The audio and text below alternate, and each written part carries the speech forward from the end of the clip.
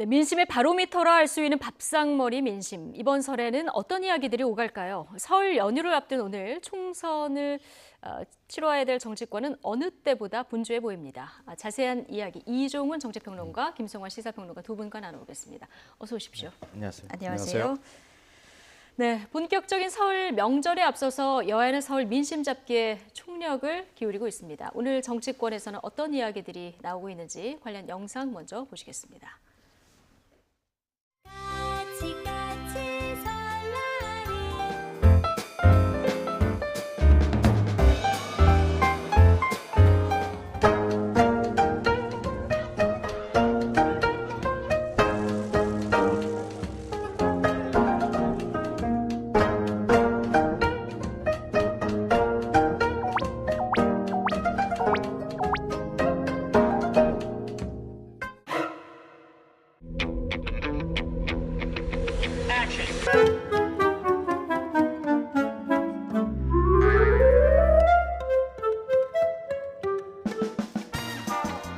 공동 상임선거대책위원장 수락과 서울 종로 출마를 제안받았습니다. 저는 이 대표님의 제안을 엄숙하게 받아들입니다. 당선될 험지를 찾는다는 거 아닙니까? 현재로 봐서는 낫지 않을까 싶습니다.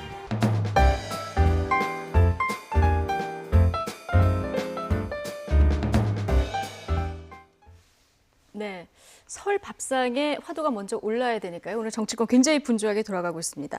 일단 앞서 저희 영상 구성에서 보면 진보 정당들은 대부분 호남선에 있는 용산역으로 갔고요. 지금 보수 정당들은 서울역으로 가는 모습 볼 수 있었거든요. 네, 예. 아무래도 이제 핵심 지지층들에 이제 일단 먼저 인사를 드리는 게 도리다 이런 생각을 좀 하기 때문이 아닌가 예. 이렇게 좀 생각이 되는데요. 네. 좀 안철수 전 대표의 행보가 유독 좀 눈에 좀 띄네요. 대전 카이스트를 가시네요. 예, 그러니까요. 그러니까 설 연휴 인사를 가지 않고 지금 정책 행보를 지금 이어가고 있는 건데요.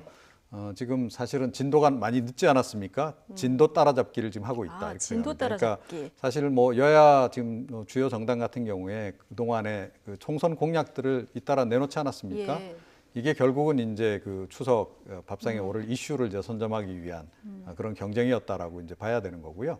안철수 전 대표는 이제 뭐 귀국한 지 얼마 안 됐고 네. 아직 뭐 이 창당에 대한 뭐 어떤 뚜렷한 어떤 그 가닥도 잡히지 않은 상태이기 때문에 일련의 이제 정책 행보를 통해서라도 지금 이슈를 좀 한번 예. 선점해 보겠다 이런 의도인 것으로 보입니다. 뭐 독자 행보는 좀 분명해 보이는데 네. 진도 따라잡기다 이런 얘기를 해주셨거든요. 안철수 전 대표가 대전 카이스트를 오늘 방문한 이 행보는 어떻게 보십니까? 그러니까 안철수 전 대표의 가장 큰 강점은 아무래도 IT 기업인 출신이다라는 것하고 미래에 대해서 얘기한다고 하는 거잖아요. 일종의 이제 이념에서 벗어나 있는 중도 노선을 걷겠다고 하는 건데 그런 면에서 카이스트 또 인공지능과 관련돼 있는 거라 그래요. 거기 예. 갔던 게 거기서 국가 전략을 지금 마련한다고 하는데 네. 그 자리에 간 것은 앞으로 미래 세대를 위해서 내가 이런 것들을 고민하고 있다고 하는 모습을 좀 비춰주려고 그랬던 예. 게 아닌가 싶습니다. 나름의 메시지를 던진 네. 거다. 두 분 다 이렇게 분석을 해주셨는데 자 오늘 이 여기에서 이낙연 전 국무총리 당 공동선대위원장직하고 종로 출마까지 당의 요구를 다 수락을 했습니다. 예. 그런데 지금 이 더불어민주당이 왜 이런 판단을 내렸는지는 잘 모르겠는데요. 그러니까 이번 총선을 너무 좀 만만히 보는 게 아닌가 이런 생각도 좀 들어요. 그렇습니까? 그러니까 이제 왜 그러냐면 이낙연 총리가를 이제 종로에 투입하게 되면, 예. 그러니까 일단 그 지역 선거에 좀 열중을 해야 되지 않겠어요? 자, 그런데 공동선대위원장으로 전국 유세를 다닌다 그러면. 그러니까 종로 선거에는 아무래도 좀 소홀해질 수밖에 없는 겁니다. 예. 이걸 종로 유권자들이 과연 어떻게 받아들일 것인가 이 부분을 좀 잘 살펴야 되는데 그런 부분에서 좀 치밀하지 못했던 측면이 없잖아 좀 있지 않나 이렇게 예. 생각합니다. 그러니까 양자 간의 선택을 했어야 된다라고 저는 생각을 하거든요. 그러니까 정세균 지금 이제 신임 총리가 뭐 여기서 당선이 되긴 했습니다만 직전 선거에서 그렇다고 해서 이 지역이 그렇게 만만한 지역은 절대 아니다라는 예. 거죠. 그런 점에서 조금 이제 왜 이런 선택을 했는지 약간 좀 의아하다는 생각이 좀 들고요. 이렇게 되면 이제 황교안 대표도 굉장히 고민이 깊어지겠네요. 예. 네. 그러니까 정치 1번지 종로의 상징성이 있다 보니까 이렇게 둘 다 맞는 것이 좀 무리일 수 있다 이런 분석이신데요. 김성환 평론가는 어떻게 보십니까? 그러니까 그런 우려를 다 알고 있었던 거죠. 다 알고 있었기 때문에 여러 가지 안들을 검토했던 거고요. 네. 그래서 이제 세종시로 가는 건 어떻겠느냐 이런 얘기도 나왔던 네, 거고요. 임종석 전 실장 또 등판설도 나왔었고요. 네. 예. 그러니까 말씀하셨던 것처럼 현실적인 문제들은 있는 거예요. 그러니까 선대위원장을 맡게 되면 특히 상임선대위원장을 맡고 선거의 얼굴 역할을 할 수밖에 없다면은 그러면 사실 전국을 다 다녀야 되거든요. 근데 종로를 비우게 되면 어떻게 되느냐 이제 이 부분이 가장 큰 고민거리였을 예. 거라고 생각하는데요.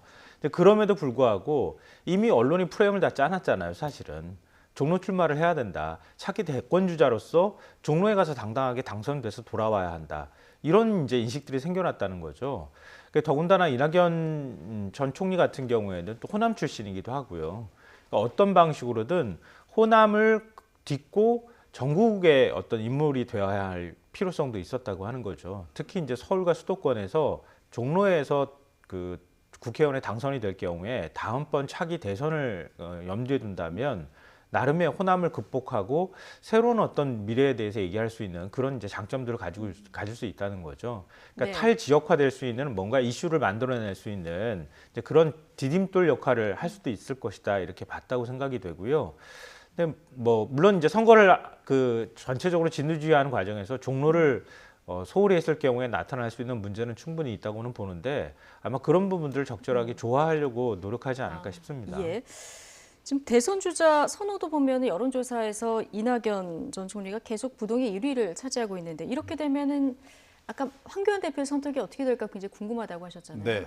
그 고민이 전망을 많이 해보죠. 될 수밖에 없는 네. 거죠. 이렇게 되면 이제 똑같이 프레임을 짜서 이제 들어갈 수밖에 없는 상황이 좀 되는 겁니다. 예. 자, 그러면 이제 동일하게 이낙연 이제 전 총리처럼 공동선대위원장을 맡으면서 종로 출마를 하는 이런 카드를 지금 고민하지 않을 수 없는 상황이 지금 그 카드도 돼버린 고민하고 겁니다. 있을까요? 그렇죠. 안 네. 그러면 이제 피해간다라는 얘기가 좀 나올 수밖에 없단 말이에요. 비례대표설도 나오고. 예. 그렇죠. 그러니까 이제 뭐 아마 이낙연 총리가 이렇게 전국 선거를 뛰는 방향으로 이제 간다라고 그러면 본인도 아마 그렇게 갈 생각을 좀 했을 겁니다. 비례대표를 받고.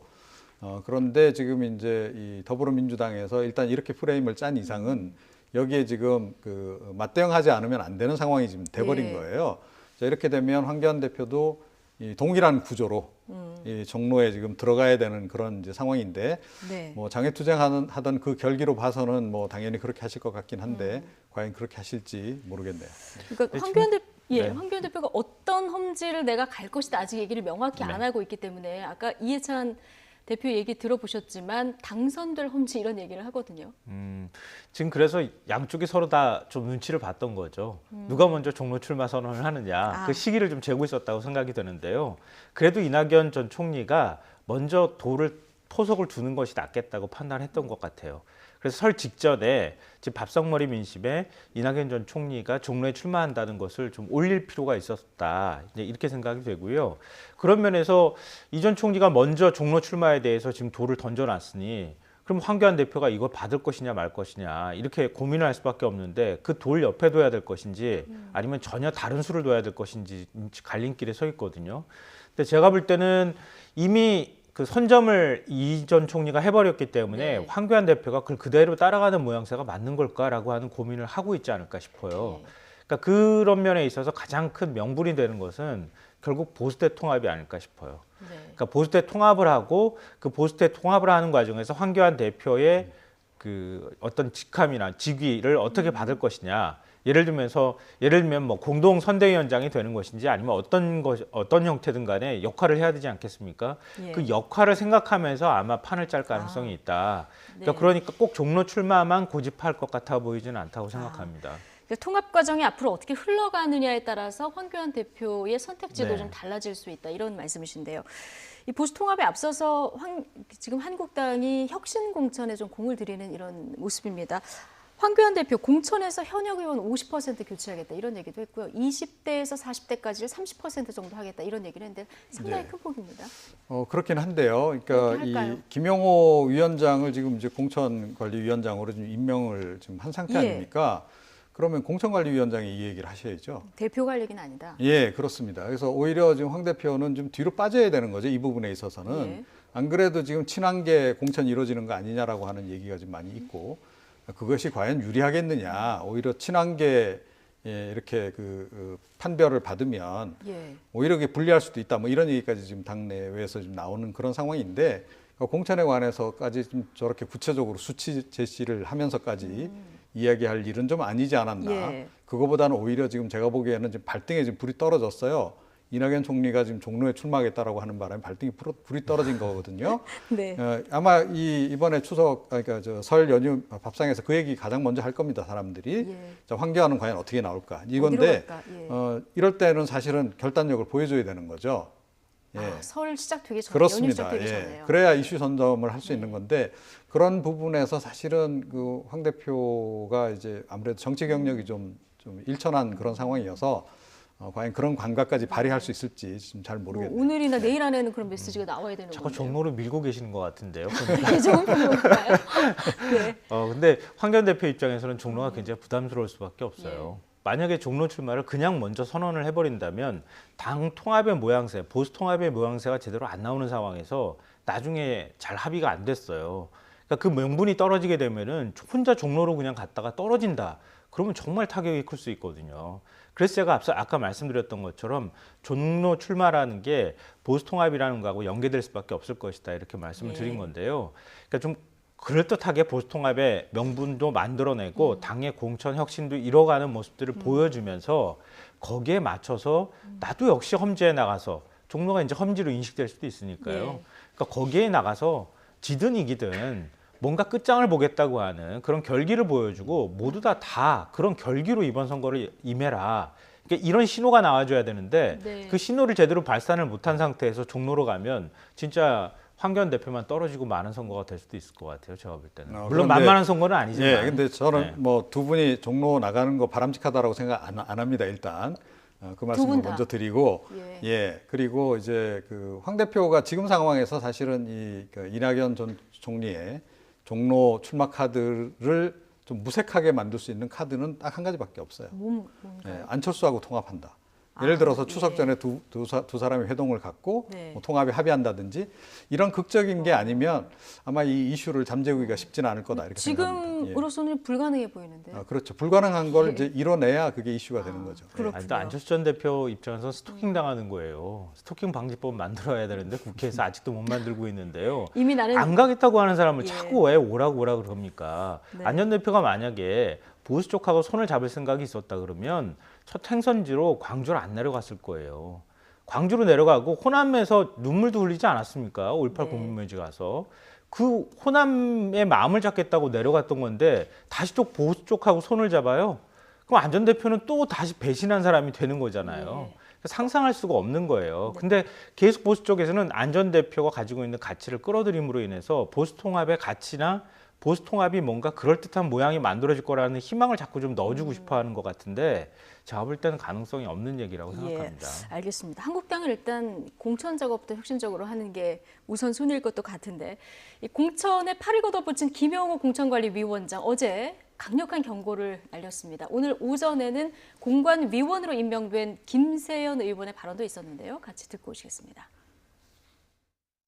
자유한국당의 물리적인 완전한 해체가 실현 가능하지 않은 상황이라면 공천관리위원회 직무를 맡아서 최선을 다하는 것이 제가 불출마 뜻을 밝혔던 취지를 구현하는 차선책은 될 수 있겠다는 판단에서 오직 애국심과 양심 딱 이 두 가지만 가지고 직무에 임하겠습니다. 저나 저 주변에 찾아오시는 분들이 있으면 엄청난 불이익을 당할 것입니다. 어제 저녁까지는 제가 참았습니다. 만나지는 물론 안 했지만 그러나 오늘 이후 찾아오시는 분들이 계시다면은 거듭 말합니다. 불이익을 각오하고 저를 만나라고 하십시오. 네. 김용호 공천관리위원장 얘기부터 들어오면은 오늘부터 나 주변을 찾아오면 엄청난 불이익을 당할 거다.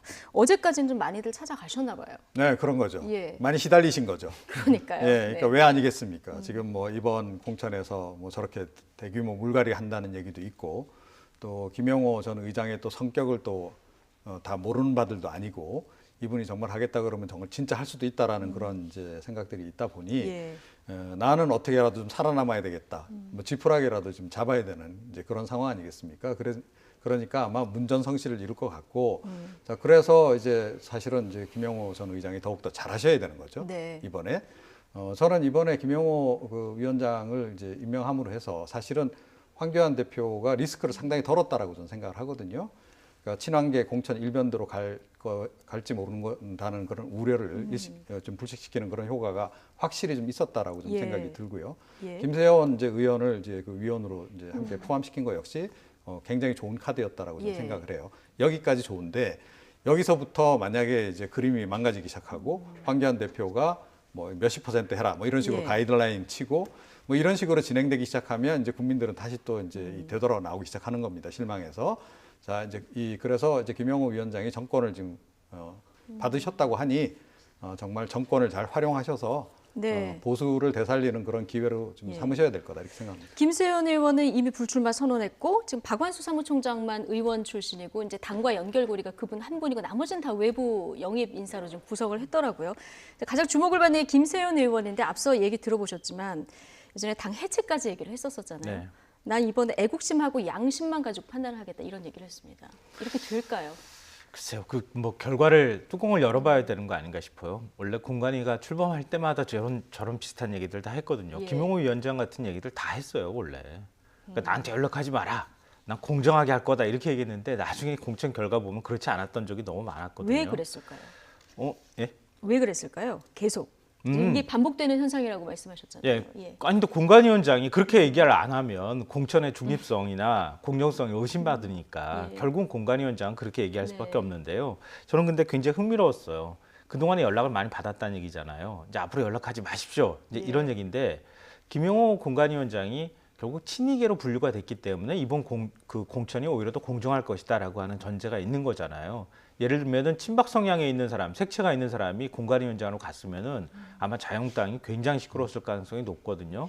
그러니까 정반대 쪽의 진영에 있다고 분류됐던 사람, 그럼에도 국회의장까지 지냈고 나름 그래도 그 색깔이 좀 옅고 분명하게 네. 자기 색깔이나 자기 의견을 낼 수 있는 정도의 사람이다라고 하는 믿음이 있었던 건데 그럼 이쪽 저쪽에서 다 연락했을 가능성이 있다는 거죠. 그러니까 이렇게 연락하지 말라는 의미는 결국 친박계 쪽에 있는 의원들 입장에서는 저 사람은 친이계 쪽 사람이었는데 이전에 그리고 이명박 정부 국정 전반기에 국회의장을 맡고 여러 가지 국정 현안들 4대강 사업부터 시작해서 전부 강행 처리했을 때 국회의장이었는데 이런 생각들을 한다는 거예요. 친이계 쪽에 인식을 갖고 본다는 거죠. 그리고 친이계 쪽에서 바라볼 땐 또 역으로 또 그렇게 생각을 하겠죠. 걱정되고. 이거 좀 더 공천을 엄격하게 하는 것 때문에 우리 같이 친했던 사람들도 다 내치는 거 아니야 이런 걱정들을 한다는 겁니다. 이게 어떻게 보면 자유한국당이 지금 처해 있는 딜레마를 그대로 보여주는 거 아닌가 그렇게 생각이 되고요. 제가 앞서 이제 뚜껑을 열어봐야 한다 이렇게 말씀을 드렸는데 일단 인적 구성이 굉장히 일단 처음엔 중요하니까 인적 구성으로만 보면은 뭐 친한궤다, 친박계 뭐 편향됐다 이렇게 지적하기에는 굉장히 어려운 측면은 있다. 그러니까 그런 면에서 나중에 가서 결과가 어떻게 나올지는 모르겠지만 최소한 좀 엄정하고 공정하게 이번 공천을 진행하려고 하는 의지는 공천위 위원들 구성하는 데 있어서는 예. 보이는 것 같다라고 생각은 됩니다. 네, 일단 지금까지는 좋았다. 예, 앞으로 어떻게 공천 작업이 이루어질지는 또 이 이후 상황을 지켜봐야 될 것 같고요. 이렇게 한국당이 본격적인 공천 심사에 들어가면서 또 하나의 축이죠. 보수 통합 논의도 굉장히 관심입니다. 보수 통합을 우리 공화당까지 할 것인가? 또 새보수당 쪽에서 어느 쪽으로 더 넓힐 것인가? 이 굉장히 동상이몽이라서요. 어떻게 될지 굉장히 궁금한데, 자, 우리 공화당 홍문정 공동대표 어떻게 보고 있는지 듣고 오시겠습니다. 유승민 대표와 그 통합 논의에서 뭐 어떤 형태로든지 저는 통합이 되리라고 봅니다. 예? 지금 뭐 엄청나게 정치적으로 뭐 이런저런 얘기를 하고 있으나 공천 싸움이거든요. 공천 해달라는 거거든요. 한국당 아니고 새 보수당으로 출마해서 당선될 사람이 죄송합니다만은 하나도 없어요. 자기 공천만 받으면 그 다음에는 뭐 공화당이 탄핵한 사람들 다 없어져야 된다. 뭐 그 사람들 묻고 가야 된다. 이런 거에 대해서 그 사람들이 신경 쓸 여유가 없어요. 그저 자기 사는 일이 제일 그때 바쁘고. 우리 공화당은 함께 할 것이다. 그때 우리 공화당은 우리 한국당의 입장을 더 분명히 하고 그리고 우리 공화당이 주장하는 기본 원칙에 동의하도록 한다면 동의가 가능하다면 결국은 그때는 같이 할 수 있는 그런 가능성이 생기는 거죠. 네. 새 보수당 이름으로 나가서는 당선이 힘들다. 한국당과도 이제 뭐 분열될 것이다. 그러니까 공천 문제에 관심이 있다 보면은 나중에 우리 공화당도 합류할 수 있다. 뭐 이런 얘기로 들리는데요. 네, 처음에는 이 통합에 굉장히 냉소적이셨잖아요, 이분이. 그렇죠. 그러다가 이제 뉘앙스는 좀 달라진 것 같아요. 기류가 점점 바뀌어서 결국 이제 두 당이 통합하고 나면 그 다음에는 우리하고 이제 통합이 자연스럽게 이루어질 거다라고 지금 이야기를 하는 거고 기대감 섞인 지금 예. 전망을 지금 내놓고 있는 건데요. 그렇게 될지는 좀 두고 봐야 되고 사실 그렇게 가는 것이 자유한국당에 바람직한지도 사실은 고민을 좀 해봐야 되는 네. 거죠. 그러니까 대대적으로 한쪽에서 공천 혁신을 지금 하고 있는 그런 마당인데 뭐 하겠다고 지금 이야기를 하고 있는 그런 마당인데 그런데 뭐 도로 친박계 내지는 다분히 좀 극우 성향이 강한 그런 우리 공화당하고 다시 통합을 한다. 이게 과연 그 앞으로 이 통합된 어떤 그 보수 신당에 나갈 방향이냐 하는 거죠. 네. 저는 뭐 이거는 좀 문제가 상당히 될 수 있다라고 저는 봐요. 예. 그리고 그동안에 지금 자유한국당이 국민들로부터 지지를 받지 못했던 가장 결정적인 이유 중에 하나가 혁신위원회를 많이 꾸렸지만 사실은 제대로 혁신을 못한 거잖아요. 혁신의 핵심은 뭐 친박계 청산인데 그걸 못한 거 아닙니까? 그죠? 이번에도 그걸 못 해낸다면 이거는 사실은 이제 다시 국민들이 지지를 얻어내기가 굉장히 어려워지는 예. 겁니다. 그래서 홍문정 의원 같은 경우는 저렇게 기대감을 가지고 얘기를 하지만 아마 전략 방향이 약간 바뀔 가능성이 있다라고 저는 생각을 하고요. 예. 사실은 김용호 그 위원장이 내막적으로 보자면 실질적으로 거의 혁신위원장이나 다름이 없는 겁니다. 지금 이 국면에서는.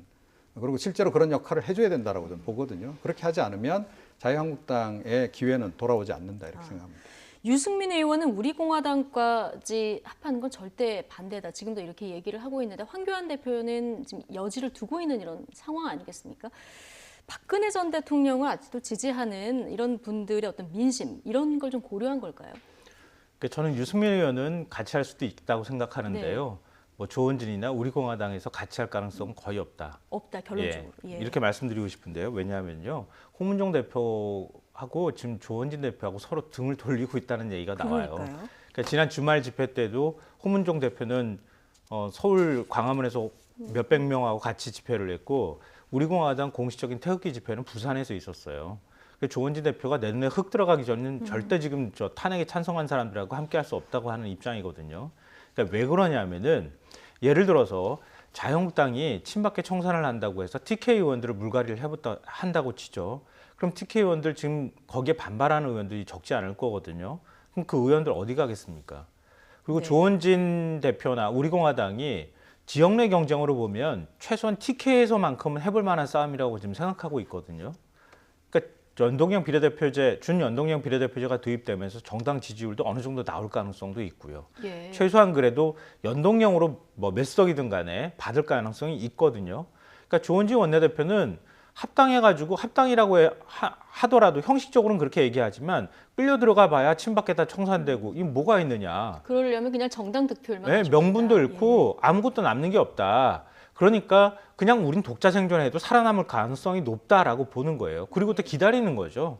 친박계 공천 물갈이 있고 난 다음에 우리 쪽으로 올 가능성이 있고 내가 끌어들이겠다고 하는 자신감이 있는데 홍문정 대표는 뭐 나중에 합류를 했지만 홍문정 대표는 결이 조금 다르잖아요. 그러니까 홍문정 대표는 같이 하는 쪽으로 자꾸 지금 가고 있는 것 아닐까. 예. 또 본인의 지역구도 또 수도권이기도 하고요. 그러니까 그런 면에 있어서 서로 이해관계가 다른 거 아닌가 싶습니다. 예. 어려운 문제라서요. 어디까지 이제 모이고 또 흩어질지 좀 지켜봐야 되는 상황이고요. 설 밥상에 아마 이 화두도 많이 올라올 것 같습니다. 다음 주제로 넘어가 보겠습니다. 오늘 오전에 검찰 인사가 설 전에 있었습니다. 일단 청와대와 여권 관련 수사 맡아온 서울중앙지검 내 차장검사들은 전원이 교체가 된 거죠? 예, 그렇습니다. 예. 그러니까 뭐 상징적으로 한두 명 정도 남기고 다 이제 교체. 사실상이라고 사실상의 얘기하는 게 맞을까요? 뭐 전원 예. 교체라고 이제 봐야 될 것 같고요. 네.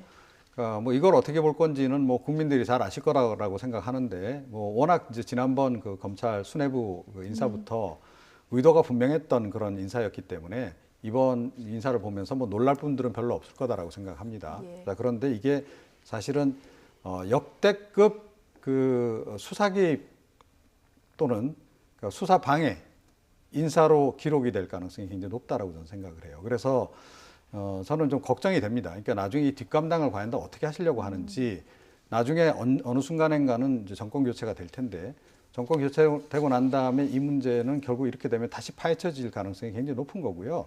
이렇게 되면 이번에 이런 결정들 내린 분들 다시 또 곤욕을 좀 치러야 될 그런 그 상황이 예. 올 수도 있다 이렇게 생각을 합니다. 예.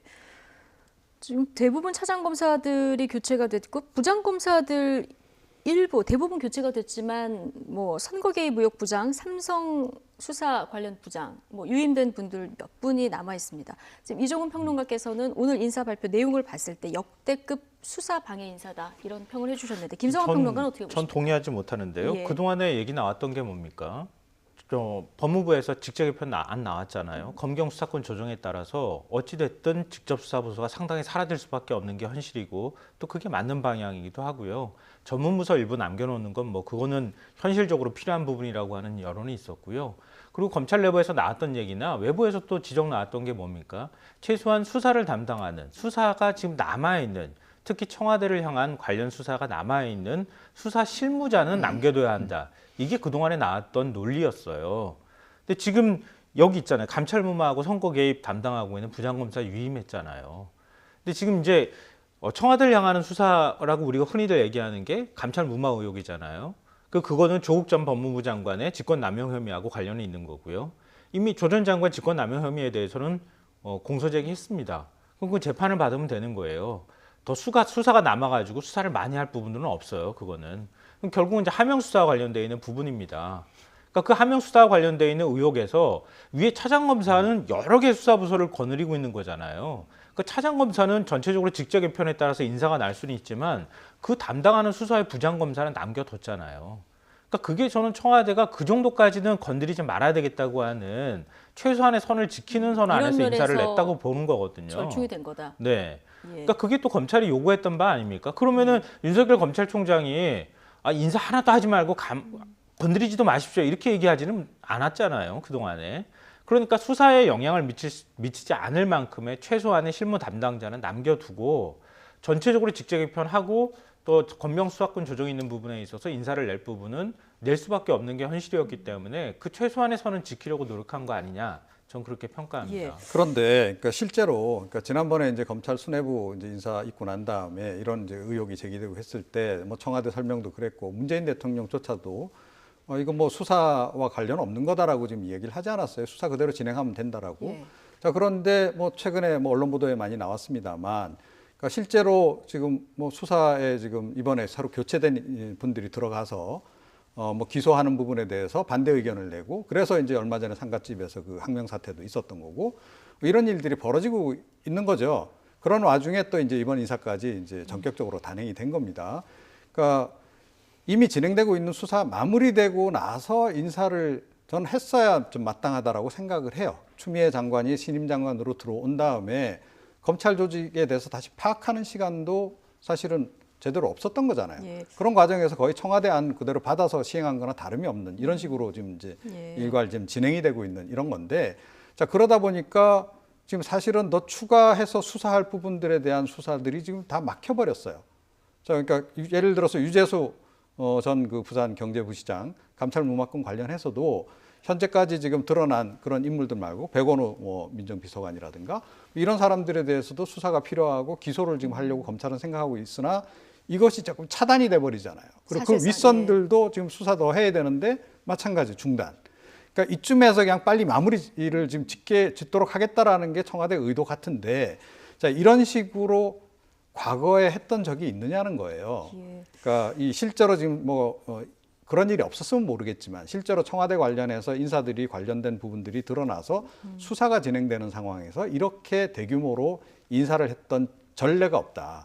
그래서 제가 자꾸 나쁜 전례 말씀드리는 것이 이거 역시 나쁜 전례가 되는 거예요. 예. 나중에 정권이 바뀌어서 보수 정권이 뭐 이런 식으로 마구잡이로 본인들 의도대로 네. 이렇게 해버린다 그러면 그때 뭐라고 하실 거냐는 얘기입니다. 예. 근데 지금 양석조 선임연구관이 상갓집에서 뭐 누구 검사냐 뭐 이렇게 당신이 검사 맞냐 뭐 이렇게 얘기했다고 하는 게 그게 절대선처럼 얘기하고 계시는데요.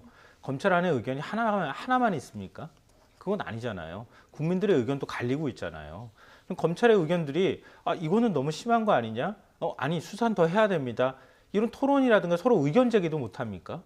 의견 제기하는 사람에 대해서 당신은 누구 편이야 이렇게 얘기하는 것만 그게 꼭 선이고 나머지 다른 의견 제기하는 사람은 수사 방해하는 사람입니까?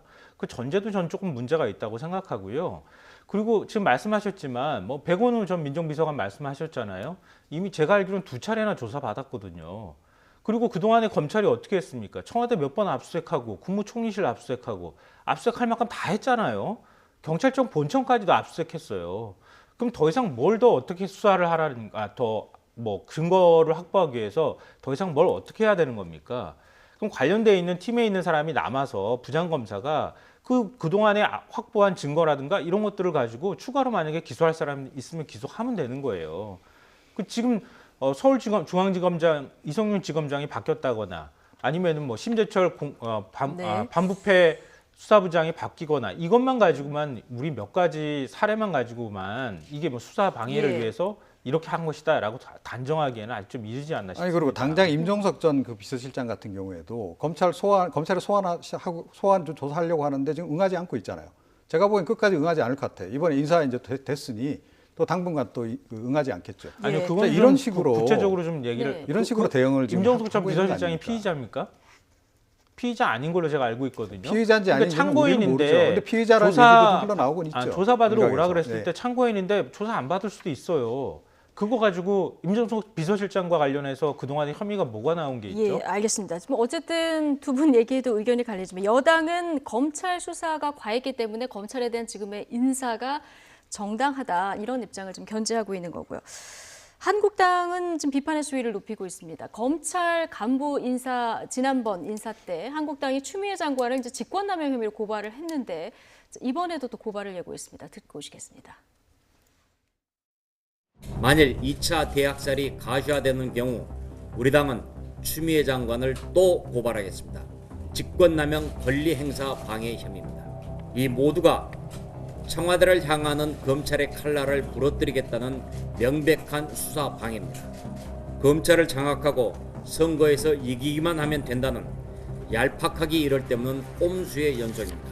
썩은 내가 진동하는 이런 의혹들을 권력의 힘으로 뭉개려 하지만은 끓어오르는 민심의 바다는 결코 이를 놔두지 않을 것입니다. 네, 심재철 원내대표의 저 이야기가 이제 검찰 인사 직전에 이제 경고성으로 나온 그 녹취인데요. 어떻게 들으셨습니까? 한국당은 그런데 좀 너무 이제 고발 고소가 많아져서 이 네. 부분이 혹시 또 역풍으로 작용하지는 않을까요? 그러니까 정당들이 자꾸 고소고발에 네. 나서는 건 좀 바람직하지 않다라고 저는 생각을 합니다. 그러니까 검찰 수사 가지고 왈가왈부를 하는데 자꾸 이제 또 검찰로 가져갑니다. 그렇죠. 그러니까 이 오히려 지금 정치권에서 할 수 있는 일이 있잖아요. 예. 뭐 국정조사를 할 수도 있는 것이고, 그 다음에 뭐 특검을 추진할 수도 있는 거고 그런 거 아니겠어요? 국회에서 할 수 있는 일에 일단 집중을 좀 더 하는 게 좋을 것 같고, 예. 이거 고소고발 같은 거는 자유한국당이 굳이 나서지 않아도요, 보수 단체들도 있고 나설 단체들이 아마 꽤 있을 겁니다. 예. 자, 그렇게 좀 분리해서 좀 해라. 왜 자꾸 이렇게 사법부 정치적인 이슈를 자꾸 이렇게 사법부로 끌고 가서 문제를 뭐 이게 본인들 생각에는 이렇게 해서 이슈화가 된다라고 생각하는데 별로 이슈화도 되지 않을 뿐만 아니라 예. 그러니까 이 바람직하지도 않다. 예. 이런 좀 지적을 하지 않을 수 없습니다. 예. 오늘 시간이 얼마 안 남아서요. 오늘 또 하나 이제 아침에 들어온 속보인데 조국 전 장관 아들에게 허위 인턴 증명서 써준 의혹을 받고 있는 그 최강욱 청와대 비서관 지금 서면 조사만 받고 있는 상황인데요. 기소를 하느냐 마느냐 이제 검찰 내에서 이견이 있었던 것 같고 오늘 기소가 이루어졌습니다. 윤석열 총장 직접 지시로 이루어졌다 이렇게 이제 속보가 나왔는데요. 전 좀 잘 이해가 안 돼요. 솔직히 말씀드리면 지금 이제 청와대 그 최강욱 비서관의 얘기는 그거잖아요. 최강욱 비서관이 있는 그 법무법인에서 조국 전 장관 자녀의 인턴 증명서를 떼줬다는 거 아닙니까? 그게 허위라는 거예요. 그게 청와대 비서관을 그렇게 기소할 만한 중대한 혐의인지 제가 일단 거기에 대해서 의문을 갖고 있고요. 또 하나는 최강욱 비서관 얘기를 들어보면 퇴직한 직원한테 전화 한 통화 걸어가지고 아 그때 혹시 인턴 활동했습니까 안 했습니까 얘기를 하니까 그 직원이 아 이건 저한테 물어봐야 될 문제가 아니고 제가 답변하기 곤란하다는 식으로 얘기해서 잘 몰라요 저는. 그리고 끄는 걸 가지고 인턴 활동 안 하고 난 다음에 그리고 인턴 증명서 떼줬다 이렇게 지금 검찰이 수사 결과 내놨다는 거 아닙니까? 그 혐의로 기소를 했다고 하는 건데 예를 들어서 당사자가 이 부분에 대해서 동의하지 못한다고 하는 상황에서 뭐 다툼의 소지는 물론 이제 기소를 했기 때문에 재판 과정에서 밝혀질 부분이기는 하지만 이걸 과연 이렇게까지 해야 될 것인지 네. 전 너무 검찰이 너무 과한 거 아닌가? 어쨌든 그런 생각을 지금 해요. 최강욱 비서관은 검찰 수사에 대해서 굉장히 직설적으로 비판을 했습니다. 윤도환 수석이 이제 대리 해명을 어제 했는데 검찰은 또 증거를 가지고 있다. 굉장히 자신하고 있거든요. 예. 청와대가 요즘에 뭐 이 변호사업을 개업했나요? 왜 이렇게 변호사 업무에 열중하는지 모르겠어요. 그러니까 밝히더라도 당사자가 밝히면 이제 될 일이 아니었나 이렇게 좀 예. 생각을 하고요. 그리고 그러니까 검찰 쪽에서는 어찌됐건 최강욱 비서관을 지금 피의자로 지금 지목을 한 겁니다. 자, 그래서 소환 조사를 지금 이제 하려고 했던 건데 소환에 응하지를 않았어요. 예. 뭐 청와대에 있지 않은 뭐 사람 같으면 감히 엄두도 못 낼 일이죠. 검찰 소환하면 피의자 신분이기도 하고 그럼 더더군다나 안 가면 큰일 나지 않습니까? 그런데 끝까지 버텼어요. 자, 이것도 전 문제다라고 보는데, 그러니까 결국 그런 겁니다. 예를 들어서 어찌됐건 검찰 수사에서 피의자로 지목을 했고 기소까지 지금 이제 넘어갈 단계라면 나름은 증거를 좀 자신하고 있는 거예요. 검찰 쪽에서는. 그리고 피의자 신분이 일단 됐다 그러면 예. 공직자라면 가서 조사에 응하는 것이 맞는 거죠. 그리고 무죄라면 정말 본인이 죄가 없다면 법정에 가서 다투면 되잖아요. 최강욱 그 비서관 같은 경우에는 뭐 변호사업도 오래 했고 또 군 법무관 생활도 오래 했고 자기 방어하는 게 뭐 어렵겠습니까? 그렇게 이제 풀면 될 문제를 네. 이게 자꾸 이 청와대 전체적으로 지금 대응을 지금 하는 과정에서 오히려 좀 더 지금 의혹만 더 커지고 있다 네. 이렇게 생각합니다. 오늘 이 말씀은 꼭 아주 드려야겠는데요. 우리나라 검찰이 기소하면 그냥 다 죄가 있는 겁니까? 그러니까 물론 우리나라 뭐 재판에서 검찰은 바로 없는 죄도 만들 수 있는 봐야겠습니다만. 정도의 권한을 갖고 있습니다. 그러니까 법정에서 검찰이 다투면 저 사람 된다는 거죠. 죄인이야 이러면 예. 우리나라는 모든 사람들이 다 죄인이 되는 겁니까? 그건 아니라는 거죠. 그러니까 그거에 대해서 왜 검찰의 행위만 모든 게 다 옳고 다른 사람의 행위는 다 잘못됐다는 식으로 얘기를 하는 것은 저는 이해가 잘 안 되거든요. 그동안에 검찰이 기소했다가 무죄 판결 난 게 얼마나 많습니까? 이전 정부 때 검찰이 제대로 수사했습니까?